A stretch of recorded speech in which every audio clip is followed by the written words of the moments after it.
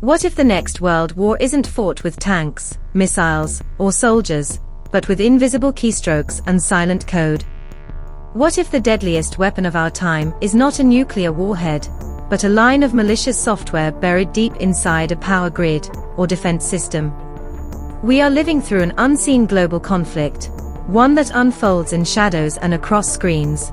A war without borders, fought in the digital realm. Welcome to the world of cyber warfare, the new battlefront of modern civilization. In this era of digital dependence, every nation's lifeline, its economy, communication, defense, and energy, flows through invisible streams of data. The same networks that connect the world have also become its greatest vulnerability. Cyber warfare is not a futuristic concept, it's happening right now, every second, everywhere. States, corporations, and even lone hackers are waging silent battles for information, power, and control. Unlike traditional wars, there are no armies to see, no fronts to define, and no clear declarations of conflict. The weapons are malware, spyware, ransomware, and artificial intelligence-driven attacks. The targets: everything that keeps a modern society alive. The roots of cyber warfare stretch back decades, but its emergence as a global threat began in the early 21st century. The first major wake-up call came in 2007, when Estonia, a nation celebrated for its digital infrastructure, was hit by a massive cyber assault. Government websites, media outlets, and banks were paralyzed for weeks. It wasn't just an attack on computers, it was an attack on sovereignty. Since then, cyber operations have become an integral part of geopolitical strategy, blending espionage, sabotage, and psychological warfare into a single digital strike.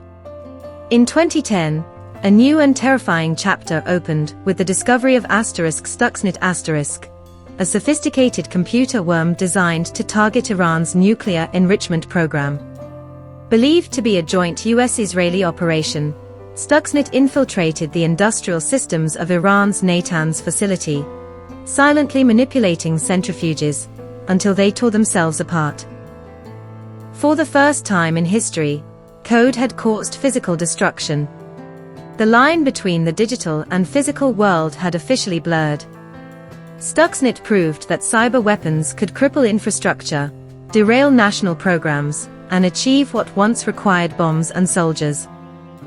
Since then, the digital battlefield has expanded beyond state actors. Non-state groups, hacktivists, and cybercriminal syndicates now play pivotal roles in shaping global security. Attacks like WannaCry, 2017, and NotPetya, 2017, caused billions of dollars in damage across industries, from healthcare to shipping.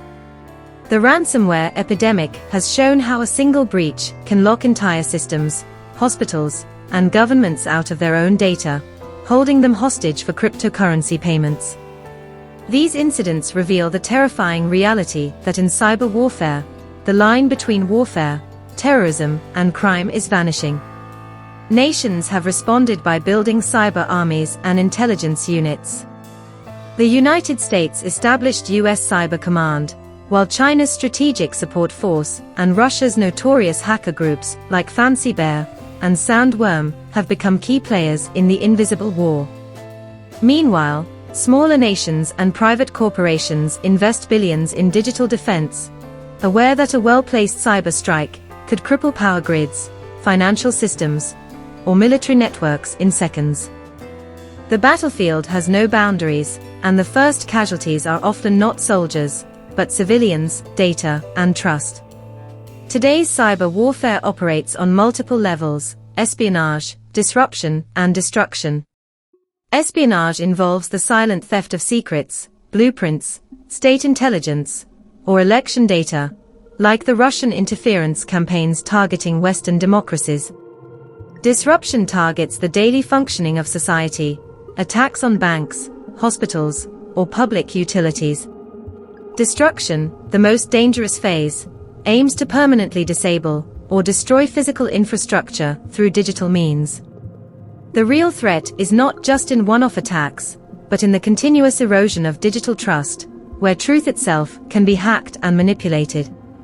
Information warfare has also become a core part of this digital struggle.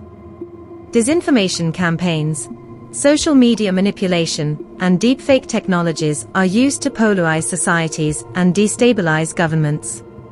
The modern battlefield includes not only servers and data centers, but also minds and public perception. A viral post or a forged video can now alter political outcomes more effectively than any missile strike. The new weapons are narratives, and the casualties are truth and social cohesion. Artificial intelligence has added yet another layer of complexity. Machine learning algorithms can predict vulnerabilities, automate attacks, and adapt in real time, making cyber warfare faster and more intelligent than ever before. AI-driven defense systems can counteract threats within milliseconds, but AI can also be weaponized to launch autonomous attacks or craft disinformation indistinguishable from reality. The race between AI offense and AI defense defines the future of this conflict, a technological arms race with no end in sight. Unlike traditional wars, cyber warfare operates under a shroud of plausible deniability. Attacks are launched through proxy servers, false digital trails, and hidden networks, making attribution nearly impossible. A virus that crashes a nation's power grid might come from a government lab or a teenager's basement. It's often impossible to know. This ambiguity makes diplomacy difficult and retaliation dangerous. One misinterpreted cyber incident could escalate into a real-world confrontation, blurring the lines between peace and war. The unseen nature of cyber warfare also raises profound ethical and legal questions. International law struggles to define what constitutes an act of war in cyberspace. If a cyberattack disables a hospital's systems and patients die, is that a war crime? If disinformation undermines an election, does it count as an invasion of sovereignty? The digital realm challenges every traditional understanding of conflict, accountability, and justice. As we stand in this digital age, it's clear that the future of warfare is not about who has the most tanks or missiles, but who controls the most data. Cyber power now defines geopolitical power. Nations invest heavily in quantum computing and cybersecurity, knowing that the first to master these frontiers will dominate the next era of global order. Yet for all its sophistication, cyber warfare ultimately reflects the same old struggle for power, dominance, and control. Only now it plays out in lines of code instead of trenches.